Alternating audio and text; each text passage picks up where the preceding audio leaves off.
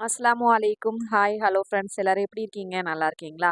இன்னைக்கு ஒரு குட்டி பார்சல் தான் ஓப்பன் பண்ண போறோம். என்னன்னு பார்த்தீங்கன்னா, 12 பீஸ் ஒருத்தவங்க வந்து மதர்சா பிள்ளைங்களுக்காக பட்டம் வாங்குற பிள்ளைகளுக்கு வந்து கிஃப்ட் குடுக்கறதுக்காக சால் ஆர்டர் போட்டு கேட்டிருந்தாங்க. அவங்களுக்காக தான் ஆர்டர் போட்டிருந்தோம். அந்த சால் வந்துருச்சு.